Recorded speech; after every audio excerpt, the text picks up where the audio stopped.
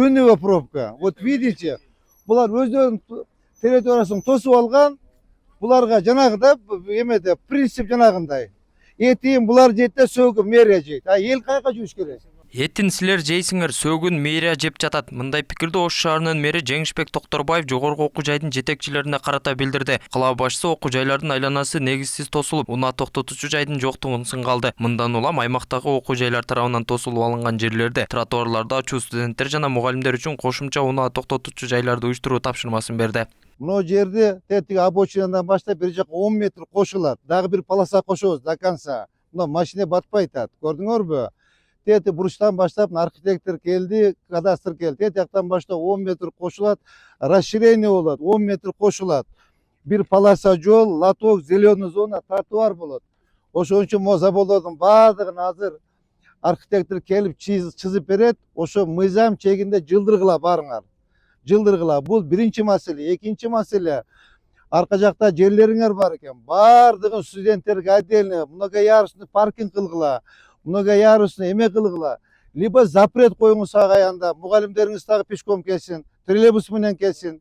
Учурда жогорку окуу жайлар таштандык кызматы үчүн жылына 343 миң сом төлөшөт. Бул ар бир студентке 45 сомдон туура келет. Буга байланыштуу да пикирлер айтылып, каладагы жогорку окуу жайлар шаар үчүн эч нерсе кылбай жаткандыгы айтылды. Шаар башчысы бул сумманы 1000 сомго көтөрөөрүн билдирип, кажет болсо өкмөттүн деңгээлине чейин алып чыга турганын кошумчалады. Ошондо контракттын эсебинен, агай, контракттын эсебинен, студенттердин эсебинен эмес.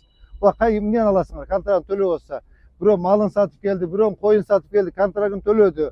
Контракттын эсебинен агай 1000 сомдон кем эмес немеге төлөшүңөр керек, мусорга.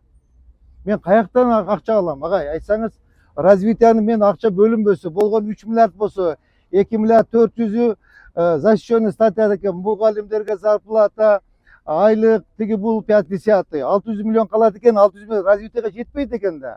Көчмө жыйында айтылган көйгөйлөрдү жогорку окуу жайдын жетекчилиги жолго салаарын убадалады. Бул арада Ош МУНун ректору шаар үчүн эч нерсе кылбадыңар деген сөзгө кошулбастыгын билдирип, кала үчүн 500 орунду унаа токтотуучу жай куруп бергенин кошумчалады.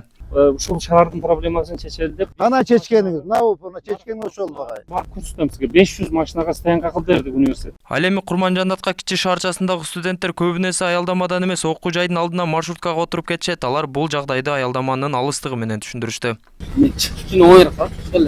Барсак болот, негизи ушул жерден чыгып үйрөнүп калганбыз. Көнүп калганбыз. Мен остановка барганга аракет кылабыз.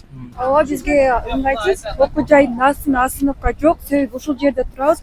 Остановка куруп берсе бизге ыңгайлуу болот деген ойлойбуз. Ал жак бизге алыс болуп калат. Бул жактан чыкканга бизге ыңгайлуу. Эми ал жакта студенттин баардыгы барат да, эми өйдөрөөк турсак, ичине адам аз болот, ал жакта көп болуп атпай калат. Жыйындын жүрүшүндө Акбура дарыясынын жээгинде суу коругуна салынып кеткен жеке турак үйлөрдү, тосмолорду, коомдук тамактануучу жайларды, соода түйүндөрдү мыйзам чегинде карап чыгып алып салуу жана ал жерлерге эс алуучу жай жана скверлерди куруу маселеси да каралды. Анда ар бир турак үй ээсинин укугу мыйзам чегинде корголуп көчүрүлө тургандыгы белгиленди. Бүгүнкү күндө суу коругуна салынган имараттардын так саны аныктала элек. Ош шаарынын мурдагы мэри Мелисбек Мырзахматовго тиешелүү болгон Акбура дарыясынын жээгиндеги 6 гектар жер дагы мамлекетке кайтаруу аракети менен соттук иштери жүрүп жатыптыр. Соттошуп атат, да, соттошуп атат. Бирок биз дагы эметпейбиз, расставить этпейбиз, Биз дагы расставить этпейбиз, биз дагы алабыз, Кудай кааласа. Алып, мэриянын баласын өткөрөбүз. Муниципалдык жерге кирип, мисалы арендада отургандар бар, мисалы жеке менчик укугу болгондор да бар.